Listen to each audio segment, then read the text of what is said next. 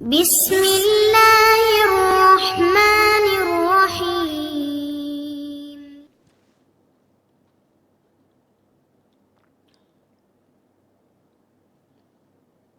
அஸ்ஸலாமு அலைக்கும் வரஹ்மத்துல்லாஹி வபரகாத்துஹு.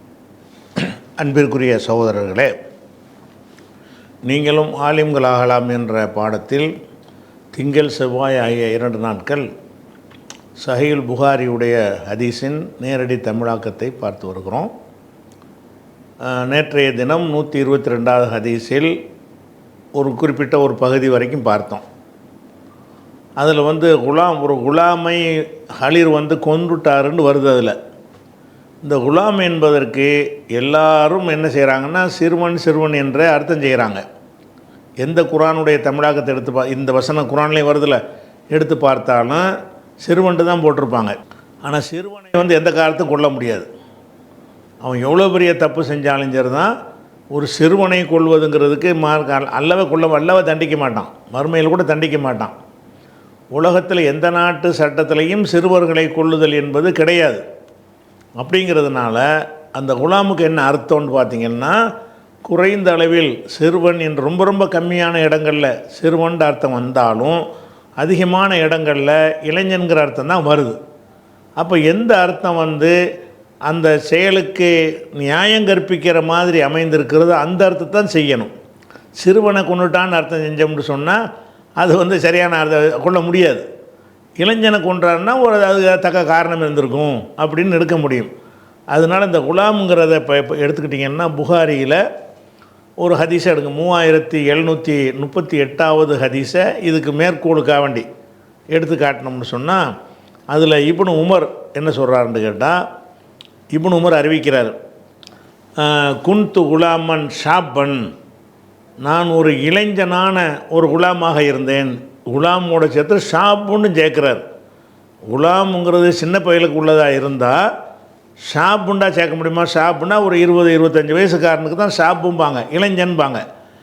நான் அந்த ஒரு சம்பவம் நடக்கும் பொழுது என்ன செய்வேன், நான் பள்ளியாசலில் போட்டு தூங்கிட்டு இருப்பேன். அப்போ என்னுடைய பருவம் என்னன்னு கேட்டால், குன்து குலாமன் ஷாப்பன், நான் ஒரு இளைஞனான ஒரு குலாமாக இருந்தேன் அப்படின்ட்டு சொல்கிறார். அது கல்யாணம் ஆகாதவனாக நான் இருந்தேன். அப்போ இந்த குலாம் என்பதற்கு சிறுவருங்கிற அர்த்தம் கொடுக்க இயலாது. அப்படிங்கிறதுக்கு இந்த ஒரு ஹதீஸை வச்சு நம்ம என்ன செய்யலாம், இது பெரிய ஹதீஸு, நமக்கு அந்த துண்டு மட்டும் நமக்கு போதும். இதே ஹதீஸ் 1121வது ஹதீஸ்லையும் இருக்கிறது. அதே மாதிரி 3738வது ஹதீஸ்லையும் இருக்கிறது. இப்னு உமர் தன்னை பற்றி ரசூலுல்லாஹ்வுடைய காலத்தில் நான் ஒரு இளைஞனா பள்ளியாசலில் படுத்து தூங்கிட்டு இருந்தேன் அப்படின்னு சொல்லுவார். அதுக்கு அவர் பயன்படுத்தின வார்த்தை குலாம் என்பது தான். அதே மாதிரி புகாரில் 6122வது ஹதீஸை எடுத்துக்கிட்டிங்கன்னு சொன்னால், ரசூலுல்லாஹ் ஒரு கேள்வி கேட்பாங்க. ஒரு மரம் இருக்கிறது, அந்த மரத்தில் இலைகள் உதிராது, அதில் நிறைய அது முஸ்லீமான ஒரு மனிதனுக்கு அது உதாரணமாக இருக்குது, அது என்ன மரம் சொல்லுங்க அப்படின்னு கேட்பாங்க. அப்போ இப்னு உமர் சொல்கிறார், அந்த கேள்வி கேட்டோன்னே எனக்கு அது பேரிச்ச மரமாக தான் இருக்கும்னு எனக்கு பட்டுச்சு. ஆனால் நான் அதை சொல்லலை, வெட்கப்பட்டு நான் சொல்லலை. பிறகு ரசூலுல்லாஹ் அது பேரிச்ச மரம் தான் சொன்னாங்கன்னு அவர் சொல்லுவார். அதை சொல்லும்போது என்ன செய்கிறாருன்னா, ஃபரத்து அன்னகூல, நான் சொல்ல விரும்பினேன், என் நகலா, அது பேரிச்ச மரம்தான் என்ற ஒரு சரியான விடையை சொல்ல நான் நினைத்தேன். வான குலாமுன் ஷாப்புன், அப்போ நான் ஒரு இளைஞனான ஒரு குலாமாக இருந்தேன், அதான் இளைஞனாக இருந்தேங்கிறார். இருந்து ஃபஸ்ட்டாக எய்த்து, நான் வெட்கப்பட்டேன், நான் சொல்லலை, ரசூலுல்லாஹ்விடையே சொல்லிட்டாங்கன்னு வருது. அப்போ இந்த ரசூலுல்லாஹ் கேள்வி கேட்கும்போது நான் குலாமாக இருந்தேங்கிறார, சின்ன பயலவெலாம் இருக்கலை, இளைஞனாக ஒரு குலாமாக இருந்தேன், இளைஞன்கிறத சேர்த்து அவர் சொல்கிறார். அப்போ அதில் என்ன விளங்குதுன்னா, குலாம் என்பது இளைஞனுக்கும் சொல்லப்படுகிறது என்பது விளங்குகிறது. அதே மாதிரி புகாரில் 5807வது ஹதீஸில் ரசூல் ஸல்லல்லாஹு அலைஹி வஸல்லம் அவர்களும் அபூபக்கர் அவர்களும் ஹிஜ்ரத்து பண்ணி போவாங்கள்ல, அந்த சம்பவத்தை சொல்லக்கூடிய நீண்ட ஹதீஸ் இது. 5807ங்கிறது அந்த ஹிஜ்ரத்து பண்ணி போய் ஒரு சவுருங்கிற குகையில் தங்கி இருந்து அதுக்கப்புறம் ஒரு 3 நாளைக்கு பிறகு போய் புறப்பட்டு போவாங்கள்ல, அந்த ஒரு சம்பவத்தை சொல்லக்கூடியது இந்த ஹதீஸ். அந்த ஹதீஸில் என்ன வருதுன்னு கேட்டால், ரசூல் ஸல்லல்லாஹு அலைஹி வஸல்லம் மக்காவிலேருந்து புறப்பட்டு நேர மதீனாவுக்கு போகலை. ஏன்னா கொல்லுவதற்காக பிளான் பண்ணியிருக்கிறாங்க. போனோம்னா விரட்டிட்டு வந்தால் கொண்டு விடுவாங்க. அப்போ மறைஞ்சிருந்து போகணுமா இருந்தால் ஒரு இடத்துல ஒளிஞ்சு இருந்துட்டு 2-3 நாளைக்கு அவங்க தேடுவாங்க. தேடி ஓஞ்சிடுவாங்க, ரிட்டனில் போயிடுவாங்க. அதுக்கப்புறம் நம்ம புறப்பட்டு போனோம்னா நம்ம மாட்ட மாட்டோம். அப்படிங்கிறதுக்காக தான் அவங்க என்ன செய்கிறாங்கன்னா, ஒரு இதில் போய் தங்குறாங்க, சவுர் குகையில் தங்கிடுறாங்க. இவங்க எல்லா பக்கமும் தேடிக்கிட்டு அலைகிறாங்க. இவங்க பயணம் போகலை. அப்போ அந்த இடத்துல சொல்லும் பொழுது அபூபக்கருடைய மகன் அப்துல்லான்னு ஒருத்தர் இருக்கார். அவர் என்ன செய்கிறாருன்னு கேட்டால், அவர்கிட்ட சொல்லிடுறாங்க, நாங்கள் அந்த குகையில் தங்கியிருப்போம், நீ என்ன செய்கிறேன்னு கேட்டால் எங்களுக்கு தேவையான உணவுகள் போக்குவரத்துலாம் கொண்டாந்து எங்கள்கிட்ட கொடு அப்படின்னு சொல்லி மகனை நியமிக்கிறார். அந்த மகன் என்ன செய்வார்னா, ஒளிஞ்சு மறைஞ்சி அந்த குகையில் உள்ள ரசூலுல்லாவையும் அபூபக்கரையும் பார்த்து தேவையானதை செஞ்சுட்டு ஓடி போயிடுவார். அவரை பற்றி சொல்லும் பொழுது, எபீத் இந்தஹுமா அப்துல்லா இப்னு அபி பக்கர், ரசூல்லா அபூபக்கரோட சேர்ந்து அப்துல்லா இப்னு அபி பக்கர் இரவில் தங்குவார். ஒஹுவ குலாமுன் ஷாபுன், அவர் ஒரு இளைஞராகத்தான் இருந்தார். விடிஞ்சவனும் ஓடி போயிடுவார். ராத்திரியில் துணைக்கு தங்கிக்கிடுவார், உணவுலாம் கொண்டு வருவார். இரவில் ரசூல்லாவோடையும் அபூபக்கரோடையும் சேர்ந்து அவர் தங்கி கொள்வார் குகையில். தங்கிட்டு விடிஞ்சவனு என்ன செய்வார், ஊரில் இருந்த மாதிரி காட்டுற மாதிரி போய் சேர்ந்துருவார், வீட்டுக்கு போயிடுவார். அப்போ அதை பற்றி சொல்லும் பொழுது இவர் அப்போ இளைஞராக தான் இருக்கிறார். யார், அப்துல்லா இப்னு அபி பக்கர் இளைஞராக இருக்கிறார். அது அந்த ஹதீஸுடைய வாசகமே ஆயிஷா நாயே சொல்கிறாங்க, ஓ குலாமுன் ஷாபுன், அவர் ஒரு திரகாத்திரமான ஒரு இளைஞராக இருந்தார்னு இந்த குலாம்ங்கிற வார்த்தை இளைஞனுக்கு பயன்படுத்துவதை இந்த ஹதீஸில் நீங்கள் பார்க்கலாம். அதே மாதிரி புகாரில் 3472 ஹதீஸில் என்ன இருக்குன்னு கேட்டால், அது ஒரு சம்பவத்தை சொல்லுது. அந்த ஹதீஸில் என்ன வருதுன்னு கேட்டால், ஒரு ஆள் ஒரு ஆள்கிட்ட இருந்து 3472 ஹதீஸ். அதில் என்ன வருதுன்னு கேட்டால், ஒரு ஆள் இன்னொரு ஆள்கிட்ட இருந்து ஒரு நிலத்தை வாங்குகிறார். நிலத்தை வாங்கினவுடனே அந்த நிலத்தை விவசாயம் பண்ணுவதற்காக தோன்றுனா அதில் ஒரு தோல் பை நிறைய தங்க காசுகளாக இருக்குது. தோண்டி எடுத்தவுடனே அப்போ என்ன செய்கிறாருன்னு கேட்டால், இந்த வாங்கினார்ல இவர் அதை எடுத்துக்கிட்டு போய் விற்றவர்கிட்ட கொடுக்குறார். இந்த அப்போ இடத்த நீ விற்றுட்ட, அது கீழே தோண்டி பார்க்கும்போது இந்த மாதிரி தங்க காசாக இருக்குது, இந்த உனக்கு தான் சேர வேண்டியதுன்னு இவர் கொடுக்குறார். அவர் என்ன செய்கிறாருன்னு கேட்டால், இல்லைப்பா நான் தங்கம்லாம் எனக்கு இருக்குன்னு எனக்கு தெரியாது, நான் நிலத்தை தான் உன்கிட்ட விற்றேன், அது எனக்கு சேர வேண்டியதில்லை, இந்த காலத்தில் எனக்கு சேரும்னு சண்டை போடுவாங்க. இவங்க என்ன செஞ்சாங்கன்னா 2 பேரும் வேணான்னு சண்டை போடுறாங்க. அவர் என்னுடையது இல்லைன்னு அவர் கொண்டே கொடுக்குறாரு. இல்லை நீ நிலத்தை இப்போ வாங்கிட்டியோ, அதில் கிடைக்கிற எல்லாம் உனக்கு தான்ப்பா அப்படின்னு அவர் சொல்கிறாரு. இப்படியே 2 பேர் இருந்தவனை தீர்வானவனை கடைசியில் என்ன செய்கிறாங்கன்னு கேட்டால், ஒரு நீதிபதிகிட்ட போய் முறையிடுறாங்க.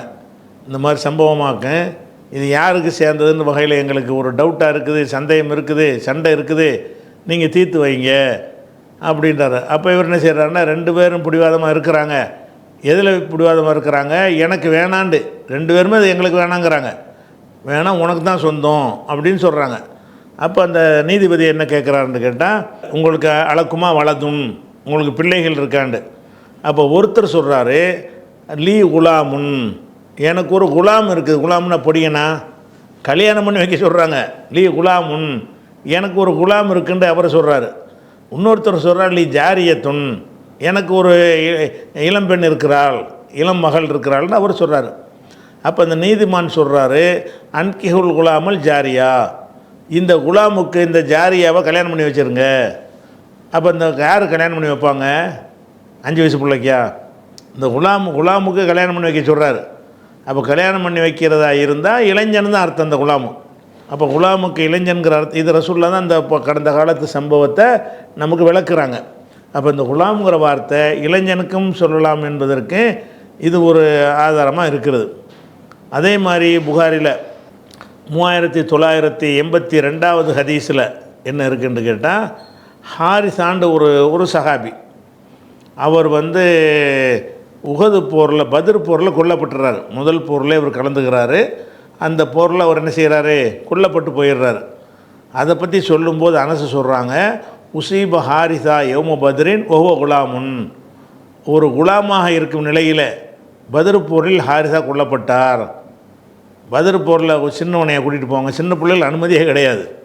பத்ர் போரில் நடக்கும்போது அவர் குலாமாக இருந்தார்னா இளைஞனாக இருந்தார்னு அர்த்தம். போர்லாம் கலந்துக்கிட்டு கொல்லப்படுற ஆளாக இருந்தால் ரசூல் அனுமதிக்க மாட்டாங்களே. சின்ன பிள்ளைகள்லாம் வந்தால் என்ன செய்வாங்க, நான் நின்று வரும்போது இல்லை உனக்கு என்ன வயசுன்னு கேட்டு திருப்பி அனுப்பிடுவாங்க. இளைஞனாக இருந்தால் மட்டும்தான் படையில் சேர்த்துக்கிடுவாங்க. அப்போ ஹாரிசாங்கிற ஒரு பத்ர் போரில் கொல்லப்பட்டதை சொல்லும் பொழுது உசீப ஹாரிசா யௌம பத்ரின் ஒஹோ குலாமுன், அவர் குலாமாக இருக்கும் நிலையில் தான் பத்ர் போரில் கொல்லப்பட்டார், அவங்க அம்மா வந்தாங்க, அது மாதிரிலாம் கேட்டாங்கன்னு வருது. அது நமக்கு பிரச்சனை. நமக்கு இந்த குலாம்ங்கிற வார்த்தை தான். அப்போ ஒரு இளைஞர் வந்து போர்க்களத்தில் கொல்லப்பட்டவரை பேசும் பொழுது குலாம்ங்கிற வார்த்தையால் பேசப்படுகிறது. அப்போ அதில் என்ன வழங்குது, குலாம்ங்கிறது இளைஞனைத்தான் குறிக்கும் அப்படிங்கிறதுக்கு இது ஒரு ஆதாரமாக வச்சுக்கலாம். அதே மாதிரி புகாரில் 1356வது ஹதீஸில் என்ன இருக்குன்னு கேட்டால், அனசு தான் சொல்கிறாங்க, ரசூல் ஸல்லல்லாஹு அலைஹி வஸல்லத்துக்கு அனசு ஒரு ஊழியராக இருந்தார்ல, அனசு இருந்த மாதிரியே இன்னொரு யகூதி யூதரும் ரசூலுல்லாவுக்கு ஒரு பணியாளராக இருந்தார். அந்த யூதர் வந்து சின்ன பையனாண்டா, சின்ன பையன்லாம் கிடையாது, கான குலாமுன் யகூதியுன், யகூதியை சேர்ந்த ஒரு இளைஞர் ரசூலுல்லாவுக்கு பணிவிடை செஞ்சுக்கிட்டு இருந்தார். இவர் இளைஞர்னு எதை வச்சு சொல்கிறோம்னு கேட்டால், அவருக்கு உடம்பு சரியில்லாமல் போனவுன்னா ரசூலுல்லா போய் சந்திக்க போவாங்க. சந்திக்க போய் இஸ்லாத்தை பற்றி எடுத்து சொல்லுவாங்க, நீ இஸ்லாத்தை ஏற்றுக்கப்பான்னு சொல்லுவாங்க. அவர் என்ன செய்வார், தகப்பனாரை பார்ப்பார்.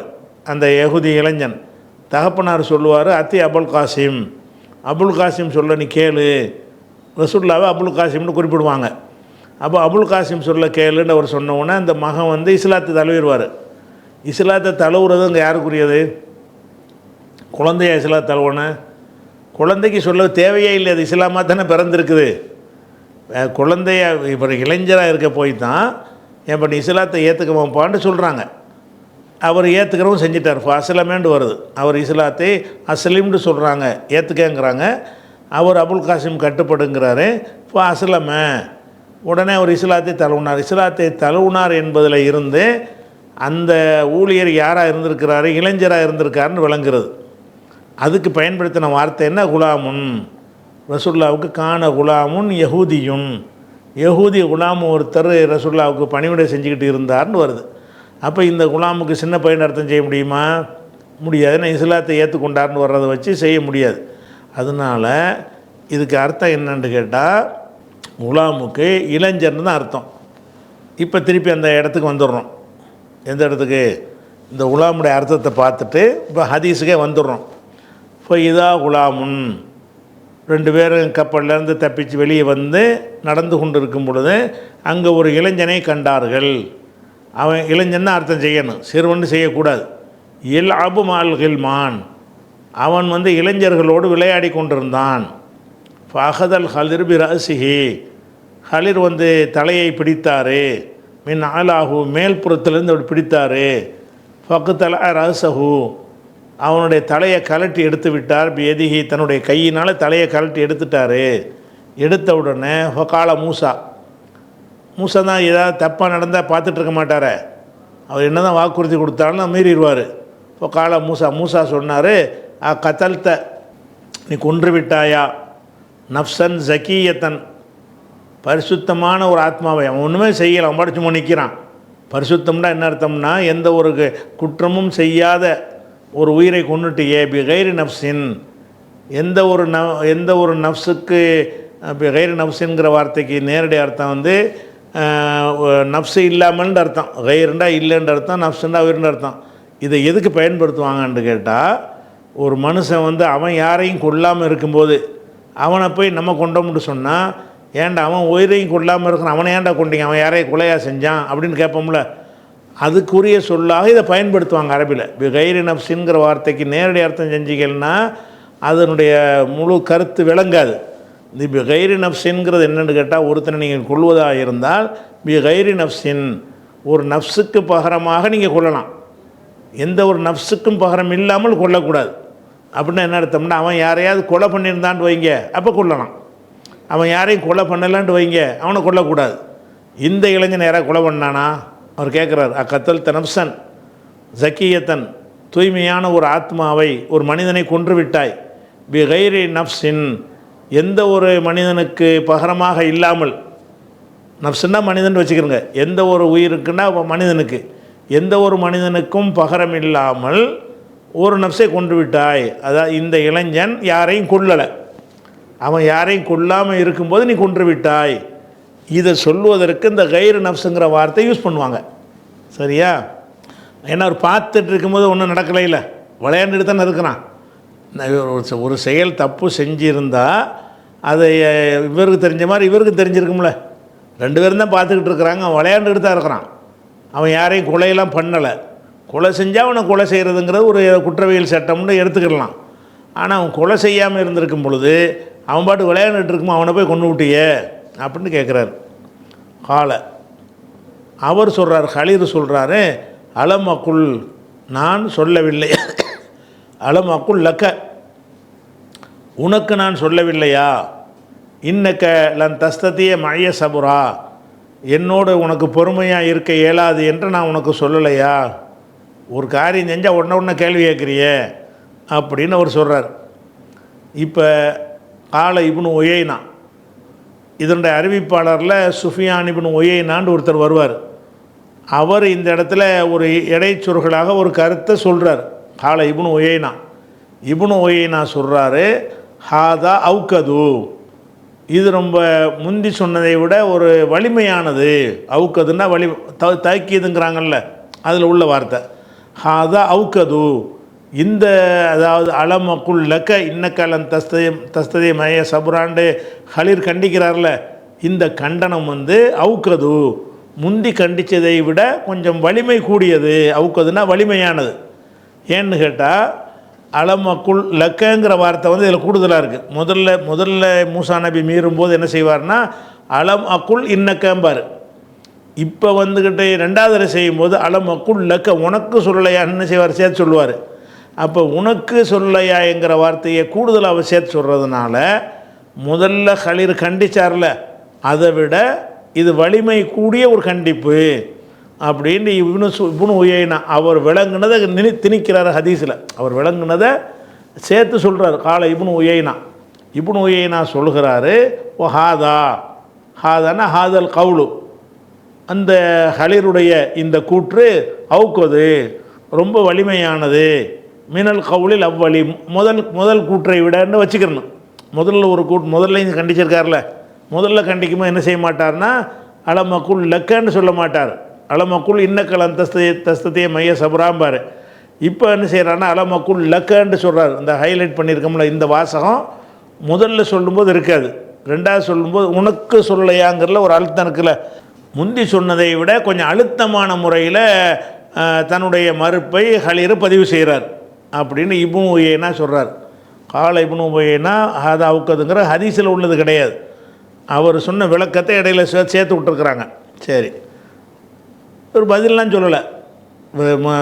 உனக்கு சொன்னால் கேட்க மாட்டியா, நீ பொறுமையாக இருக்க மாட்டேன்னு சொன்னா இல்லையா, அதோடு வாய முடிக்கிறார்.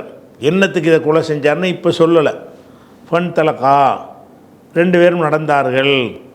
நடந்து ஹத்தா இதா அத்தையா, அந்த இருவரும் வந்த பொழுது, அகல கரியத்தின், ஒரு கிராமத்திற்கு, ஒரு ஊர்வாசிகளிடம், கரியான கிராமம், அகல்னா கிராமவாசிகள், அகல கரியத்துனா கிராமத்தார்கள் அல்லது கிராமத்துக்கு உடையவர்கள் அப்படின்ற அர்த்தத்துக்கு அகலுன்னு போடுவாங்க. ஹத்தா இதா அத்தையா, அந்த ரெண்டு பேரும் வந்த பொழுது, அகல கரியத்தின், ஒரு கிராமத்தாரிடம் வந்த பொழுது, இஸ்தத்தாமா, ரெண்டு பேரும் உணவு கேட்டார்கள். அகலஹா, அந்த கிராமத்து ஆட்கள்கிட்ட உணவு கேட்டார்கள். பொதுவாக அந்த காலத்துடைய ஒரு உலகம் பூரா ஏற்றுக்கொண்ட ஒரு மரபு என்ன, எல்லா சமுதாயங்கள்லையும், முஸ்லீம் இந்து அந்த கணக்கு இல்லாமல் எல்லா சமுதாயத்திலையும் ஏற்றுக்கொண்ட ஒரு விஷயம் என்னென்னு கேட்டால், வெளியூர்லேருந்து யாராவது வந்தாங்கன்னு சொன்னால் உள்ளூர்காரங்க சாப்பாடு கொடுக்கணும், உரிமையாக கேட்கலாம். ஏன்னு கேட்டால் அந்த சாப்பாடு ஹோட்டல்லாம் இப்போ கிடையாது. திடீர்னு ஒருத்தன் வந்துட்டான்னு சொன்னால் அவன் கட்டி சோறுன்னு கொஞ்சம் இதாக எடுத்துகிட்டு வந்திருப்பான், அது முடிஞ்சு போயிடுச்சுன்னு வைங்க, அவன் சாப்பாடு இல்லாமல் செத்து போயிடுவான். அப்போ வெளியூர்லேருந்து ஒருத்தன் வந்துட்டான்னு சொன்னால் யாராவது அந்த ஊரில் உள்ளவங்க என்ன செய்வாங்க, பொறுப்பேற்றுக்கொண்டு சாப்பாடு கொடுத்துருவாங்க. இவங்களும் என்ன செய்வாங்க, உரிமை பிச்சை கிடையாது. ஒரு வெளியூருக்கு பிரயாணம் பண்ணி போய்விட்டு கையில் வந்து நம்ம தங்க காசு வெள்ளி காசையெல்லாம் வச்சு இருந்தாலும் விற்கிறதுக்கு ஹோட்டல் மாதிரி தான் போய் சாப்பிட முடியும். அதில் ரொட்டி கட்டி சுட்டுட்டு எடுத்துகிட்டு வந்திருந்தாலும் அது காலி ஆகிடுச்சுன்னா, முடிஞ்சு போச்சுன்னா அவன் செத்து போயிடுவானே வாழ முடியாமல். அதுக்காக என்ன செய்கிறதுன்னு கேட்டால், அந்த விருந்து கேட்குதல் என்பதுங்கிறது அது ஒரு உரிமை அந்த காலத்தில். இன்றைக்கி போய் நம்ம இவனு கேட்க மாட்டேன், இவனு தரவ மாட்டேன், அது தேவையும் இல்லை. அன்னைக்கு வந்து தேவையாக இருந்துச்சு. அந்த அடிப்படையில் 2 பேரும் நினைஞ்சிருக்காங்கன்னா, வந்துட்டாங்கல்ல சாப்பாடு கொடுங்கப்பா, உங்கள் ஊருக்கு வந்துட்டோம், சாப்பிட்றதுக்கு ஒன்றும் கையில் இல்லை அப்படிங்கிற மாதிரி கேட்குறாங்க. ஹத்தா இதா அத்தையா, அந்த 2 பேரும் வந்த பொழுது அஹ்ல கரியத்தின், ஒரு கிராமவாசிகளிடம் வந்த பொழுது, இஸ்ததாமா, தாமை என்றால் சாப்பிட்டான், இஸ்ததாமை என்றால் சாப்பிட கேட்டான், இஸ்தஃபால தாமன்னு போட்டோம்னா அவன் சாப்பிட்டான்னு அர்த்தம். இஸ்ததாமை என்றால் சாப்பிட்றதுக்கு ஏதாவது கொடுங்கன்னு அடுத்தாள்கிட்ட கேட்டான்னு அர்த்தம். அப்போ இஸ்ததாமா, இந்த 2 பேரும் என்னஞ்சாங்க, உணவு கேட்டார்கள். அகலஹா, அந்த கிராமவாசிகளிடத்தில் உணவை கேட்டார்கள். கேட்ட உடனே அபவ், அவர்கள் மறுத்து விட்டார்கள், அந்த கிராமவாசிகள் மறுத்து விட்டார்கள். ஐயு லைஃபூஹுமா, இந்த 2 பேருக்கும் விருந்தளிக்க மறுத்து விட்டார்கள். அப்படி மறுக்கிற வழக்கமே கிடையாது. அவ்வளோ கேடுகட்ட ஊராக இருந்திருக்கு அந்த ஊர். அபவ், அவர்களே ஒத்துக்கொண்ட ஒரு நெறிமுறையின்படி வாழாமல் இருந்திருக்கிறாங்க. வெளியூர்லேருந்து 2 மனுஷன் வந்து சாப்பிட்ற வழியிலன்னு கேட்குறாங்கன்னா, ஏதாவது ஒரு ஆள் பொறுப்பேற்று கொடுக்கணுமா இல்லையா? அபவ், அபாண்டா மறுத்தாண்ட அர்த்தம். அபயா அபவ், அவர்கள் மறுத்து விட்டார்கள். ஐயு லைஃபூஹுமா, லையஃபன்னா விருந்தளித்தல், லியாஃபத்துங்கிறாங்க, லியாஃபத்துனா விருந்து. ஐயு லைஃபூஹுமா, இந்த இருவருக்கும் விருந்தளிக்க மறுத்து விட்டார்கள், விருந்தெல்லாம் தர முடியாதுன்ட்டாங்க. சரி அப்புறம் என்ன செய்கிறாங்கன்னா, சாப்பாடே இல்லாமல் பசியோடு இருக்கிறாங்க. அப்போ வஜதா, அந்த 2 பேரும் கண்டார்கள், ஃபீஹா, அந்த கரியத்தில், அந்த ஊரில் வந்து பார்த்தார்கள், ஜிதாரன், ஒரு சுவரை பார்க்கிறார்கள். சுவர் கட்டியிருப்போம்ல, அந்த ஒரு சுவரை பார்க்கிறார்கள். அது என்ன செய்யணும், யுரீது, அந்த சுவர் வந்து விரும்புகிறது, என்கல்ல, அது விழுவதற்கு விரும்புகிறது. அப்படின்னா சுவருக்கு விருப்பமாக இருக்கேன் இலக்கியமாக சொல்கிறது. அதாவது அந்த சுவரை பார்க்குறாங்க, சாஞ்சிரும் போல் தெரியுது, இப்படி சாஞ்சிக்கிட்டு இருக்குது, இன்னும் கொஞ்சம் நேரத்தில் விழுந்துடும், அதை விழ நினைக்கிற சுவரை பார்த்தார்கள்னா சுவராக நினைக்கும், சுவருக்கு நினைப்புலாம் இல்லை. அந்த சுவர் இப்படி சாஞ்சிக்கிட்டே வந்து கொஞ்சம் நேரத்தில் விழுந்துருங்கிற மாதிரி ஒரு சுவரை பார்க்குறாங்க. இப்போ வஜதாஃபிஹா ஜிதாரன், அங்கே ஒரு சுவற்றை கண்டார்கள். யுரீது, அந்த சுவர் வந்து நாடியது, என்கல்ல, விழுவதற்கு நாடியது. அது சுவர் நாடுதுன்னா என்ன அர்த்தம்னு கேட்டால், விழுவதற்கு ரெடியாக இருக்குது, இந்த விழுந்துருவோம் அந்த விழுந்துருவாங்கிற மாதிரி உள்ள ஒரு நிலையில் இருக்கிற ஒரு ஸ்டெடி இல்லாத ஒரு சுவரை பார்க்குறாரு. 2 பேரும் பார்க்குறாங்க. வஜதாஃபிஹா ஜிதாரன், அந்த ஊரில் ஒரு சுவரை பார்த்தார்கள்.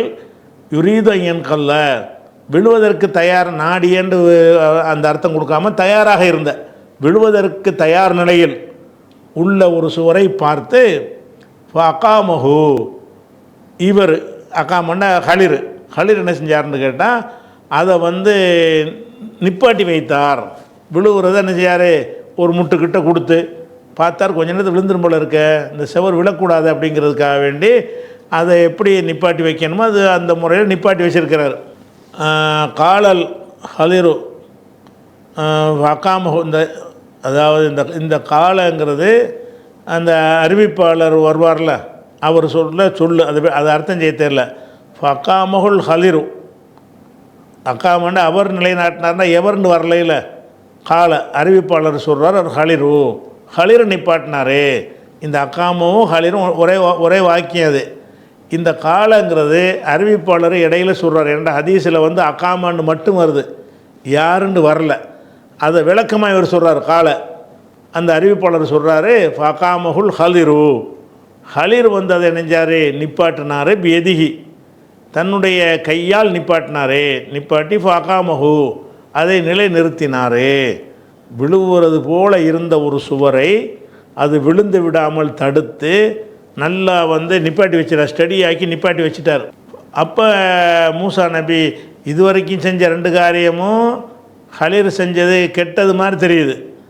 இவர் இப்போ செஞ்ச காரியம் நல்ல காரியம்தான். விழுந்து போகிற சுவரை பிடிச்சி நிப்பாட்டி வைக்கிற நல்ல காரியம் தானே. இந்த நல்ல காரியமும் மூசாவுக்கு பிடிக்கலை. இப்போ காரணம் மூசா அவர்கிட்ட சொல்லுகிறார்கள், லவ் சேத்த நீ விரும்பி இருந்தால் லத்த கதுத்த அலைக அஜிரா, இதுக்கு ஒரு கூலி எடுத்துருக்கலாமே. நீ போய் செவத்தை நிப்பாட்டுறதுக்கு பதிலாக அந்த வீட்டுக்காரன் யாருன்னு அறிந்து, இந்தாப்பா கீழே விழுவுற மாதிரி இருக்குது, நான் அதை நிப்பாட்டி வைக்கிறேன், எனக்கு எவ்வளோ கூலி தர்ற அப்படின்னு பேசி நம்ம 2 பேரும் சேர்ந்து அதை செஞ்சுருக்கலாமே. இவங்க விருந்து கூட தராத ஆட்களாக இருக்கிறாங்களே, விருந்து கூட தராத ஒரு ஆட்களுக்கு போய் இப்படி சேவை செய்யணுமாங்கிறார்.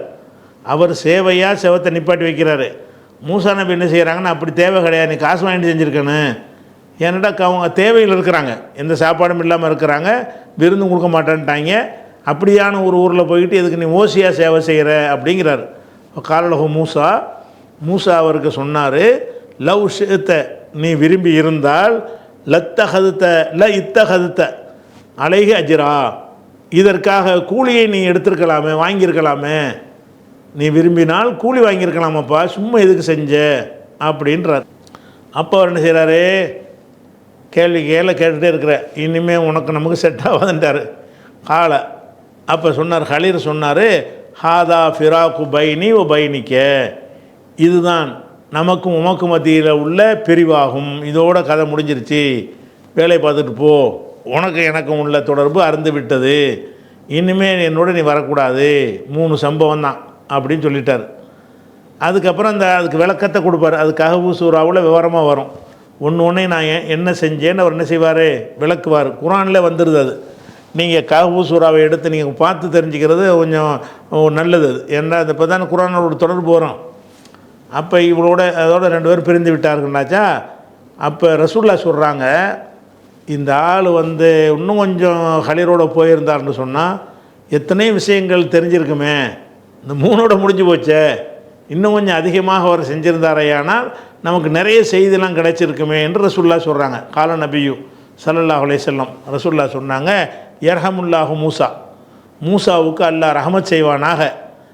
எல்லா வதிதுனா நம்ம விரும்புகிறோம், லவ் சபர அவர் கொஞ்சம் பொறுமையாக மட்டும் இருந்திருந்தால், ஹத்தா யுகோச அலைனா மின் அம்ரிஹிமா அவங்க சம்பந்தப்பட்ட விஷயங்கள், அமருண்டா விஷயம் காரியம், அவங்க இருவர் சம்பந்தப்பட்ட காரியங்களில் நமக்கு பல விஷயங்கள் சொல்லப்படும் அளவுக்கு அவர் பொறுமையாக இருந்திருக்கலாமே. இன்னும் கொஞ்சம் பொறுமையாக இருந்தார்னா இன்னும் கொஞ்சம் நிறைய விஷயங்கள் அவரோட கூடவே போய் அவர் செய்யறதெல்லாம் பார்த்துக்கிட்டே இருந்தார்னு வைங்களேன், இவர் என்னை விட்டு போன்னு சொல்லியிருக்க மாட்டார்ல. இன்னும் ஒரு 10-50 விஷயங்களை சம்பவங்கள் நமக்கு கிடைச்சிருக்குமே அப்படின்னு ரசூலுல்லாஹ் சொல்கிறாங்க. இரஹமுல்லா மூசா ஒரு தப்பு செஞ்சிட்டார்ல, ரசூலுல்லாஹ்வுடைய கருத்து பிரகாரம் அவசரப்பட்டார். அந்த குறை சொல்லும்போது என்ன செய்வாங்கன்னு கேட்டால், அதை குறை மாதிரி சொல்லாமல் அவருக்கு ஒரு துவாவும் செஞ்சுக்கிடுவாங்க.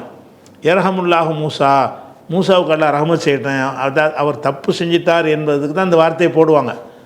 அல்லாஹ் அவர் அவசரப்பட்டார், அல்லாஹ் அவர் ரஹமத் செய்யட்டேன், அவர் மேலே பிழை இல்லைன்னு அப்படி சொல்லிட்டு தான் அந்த வார்த்தையை பயன்படுத்துவாங்க.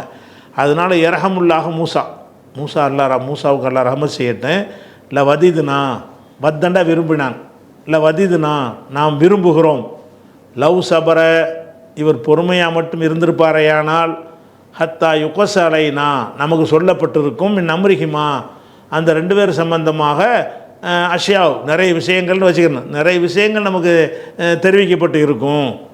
பொறுமையாக அவர் எதிர்கேள்வி கேட்காம இருந்தால் இதோடு போயிருன்னு சொல்ல மாட்டார்ல, அவர் கூட்டிகிட்டே திரிவார்ல, நிறைய விஷயங்களை பார்ப்பாங்கள்ல, நிறைய விஷயங்கள் அதிசயமான நிகழ்ச்சியெல்லாம் நடக்கும்ல, அதுக்கு பின்னாடி விளக்கம் சொல்லுவார்ல.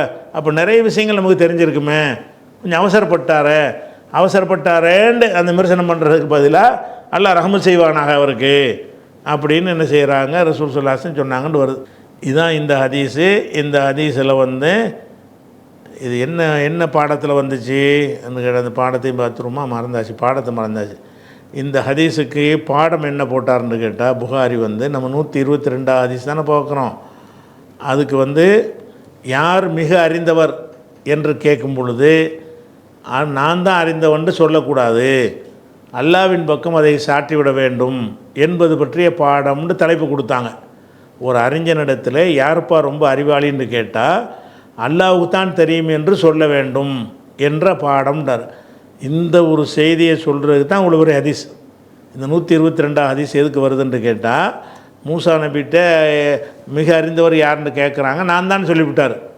அது எல்லாம் கண்டிச்சான். அதுதான் மேட்ரு. அதை சொல்வதற்கு உள்ள ஹதீஸு தலைப்புக்குரிய அளவுக்கு செய்தி அதில் இருக்கிறது கொண்டு வந்துட்டார். 122 முடிஞ்சிருச்சு. நம்ம இன்னும் 123க்கு போயிட வேண்டியதான். அப்போ 122 ஹதீஸோடு நம்ம நிறுத்திக்கிறோம். இன்ஷா அல்லாஹ் அடுத்து 123வது ஹதீஸை நம்ம அடுத்த வாரத்தில் பார்க்கலாம்.